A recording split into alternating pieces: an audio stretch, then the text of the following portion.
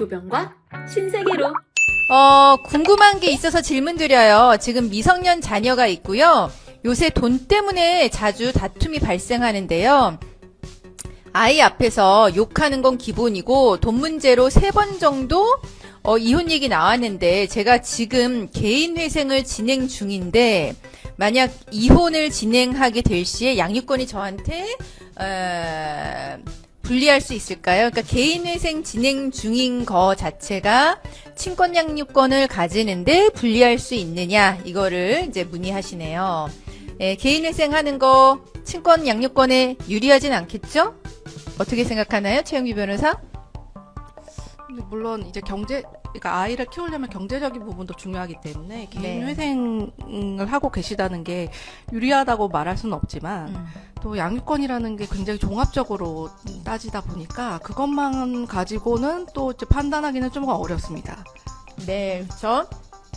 그리고 이제 개인 회생이면 일정 소득은 이제 보장이 된다는 거예요. 파산 자체는 아니시거든요.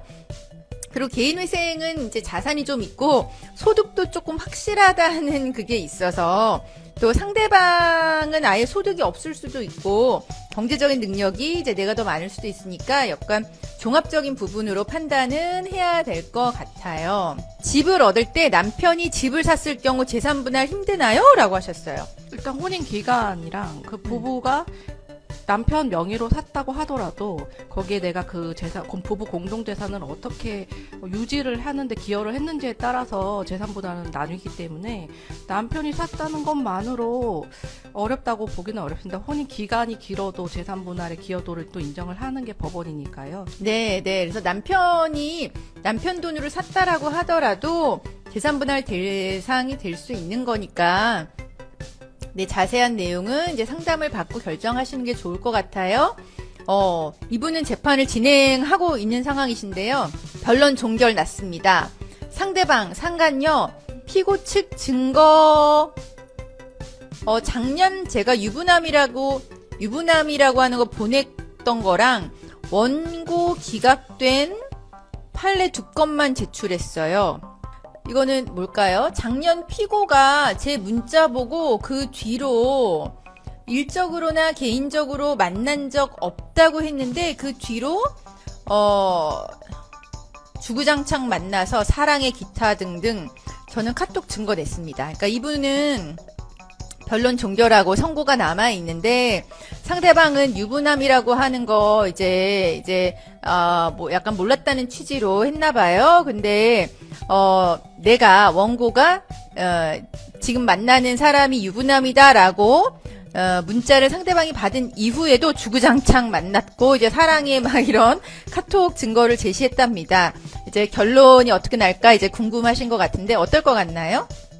그런 증거를 내신 게 사실이라면은 그냥 뭐 인용이 될 것으로 보이는데, 네. 특히 발각 이후에도 만난 거는 좀 상당히 좋지 않습니다. 이렇게 피고 입장에서는. 네, 그렇죠. 그래서 발각 이후에도 만났다라고 하면 액수가 이제 늘어날 가능성이 있습니다. 그래서 지금 질문을 주신 분한테는 이제 유리한 상황으로 보여지네요. 로스쿨 입학이라는 목표가 생겼는데 이혼 전문 변호사가 되려면 보통 어떤 루트를 거치나요? 라고 하셨어요. 일단 로스쿨을 합격을 하셔야 되겠죠? 그리고 변실을 합격을 하시고, 그 다음에 변호사가 됐다라고 할 때 이혼 전문 변호사가 되고 싶다. 어떻게 해야 되나요?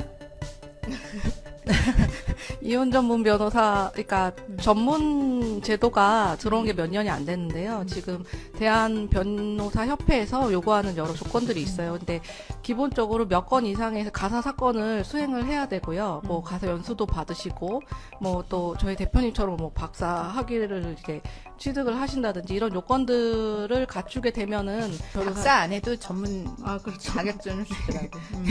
그래서 근데 또 이분께서 합격을 하신 이후에는 또 제도가 어떻게 바뀔지는 모르겠지만, 그렇죠. 네, 그거 보시면서 이제 일단 변호사가 되시면 될 것 같습니다. 네, 실력 있는 이혼 전문 변호사가 되려면 신세계로에 들어와야 한다. 네, 그렇죠. 네. 특별한 유책 사유 없이 성격 차이인 경우 재산 분할이 어떻게 되나요? 성격 차이로 인한 이혼의 경우에 재산 분할이 어떻게 될까요? 재산분할은 기여도를 보고 하는 것이기 때문에 네. 성격 차이는 사실 뭐 이혼의 유책 사유를 따질 때 문제가 될 수 있는 부분이라 재산분할과는 사실 큰 관계는 없을 것 같습니다. 네, 그렇죠. 이제 성격 차이로 인한 이혼은 재산분할에 그게 뭐 반영이 되는 거는 아니에요. 그래서 그 재산을 형성하는데 어느 정도 기여도가 있는지 그걸 따져서 분할을 하게 됩니다. 네. 네, 그리고 이제 실시간 댓글 중에 서로 상의하에 협의 이혼 시 양육을 아이들을 남편이 키우기로 했다면 여자 쪽에서 양육비를 무조건 다달이 줘야 하는 건가요? 라고 하셨어요. 네. 양육비는 협의가 우선이기 때문에 협의로 주시기로 하면 주시는 거고 네. 안 주시기로 하면 안 주시면 됩니다. 네, 네. 그래서 협의 이혼할 때 양육비 없는 걸로 하실 수도 있거든요. 그래서 협의 이혼할 때 양육비를 얼마를 부담할지 양육비 부담조서라고 하는 거를 적게 돼 있어요. 거기에 양육비 이제 없는 걸로 기재를 하셔도 되는데 다만 그 양육비 부담조서 아니면은 양육비 부담조서에는 그런 내용을 법원에서 안 넣어줄 가능성이 많은데요. 두 분 사이에 이제 합의서를 작성하면서 거기에 양육비를 부담 안 하는 이유에 대해서 좀 적어 주셔야 되고요. 그런 거 없이 그냥 양육비 부담 안 하는 걸로 한 경우에는 나중에 남편이 양육비 청구할 수도 있습니다. 네.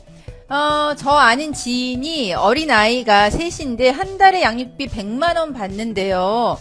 배우자 벌이가 적으면 어쩔 수 없는 건가요?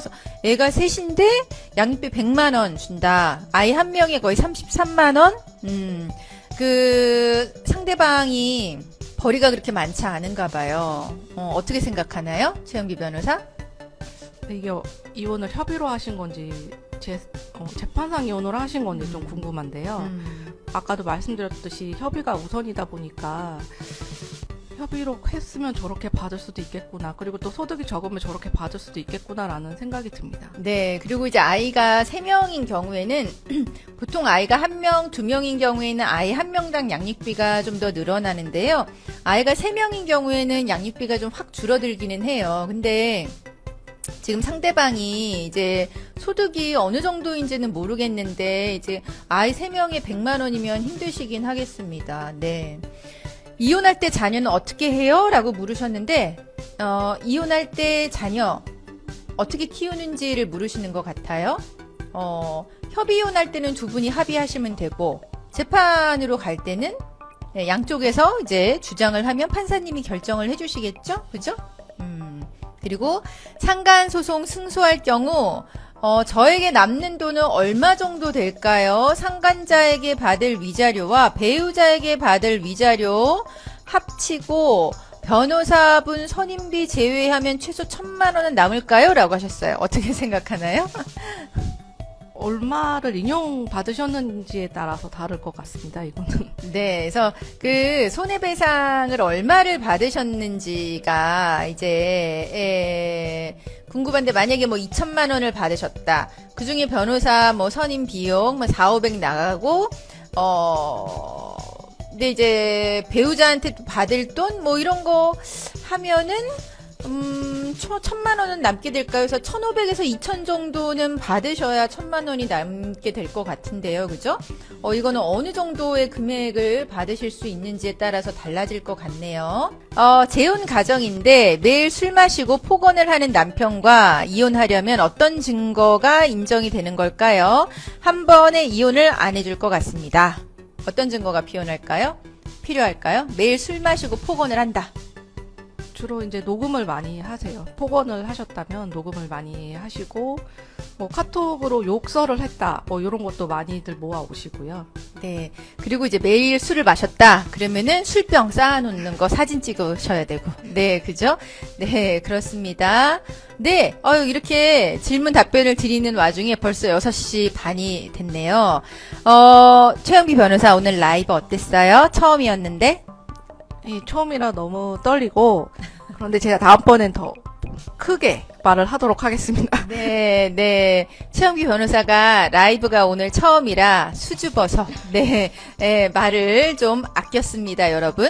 목요일 저녁 저희와 함께 해주셔서 감사드리고요. 여러분 편안한 저녁 되세요. 감사합니다.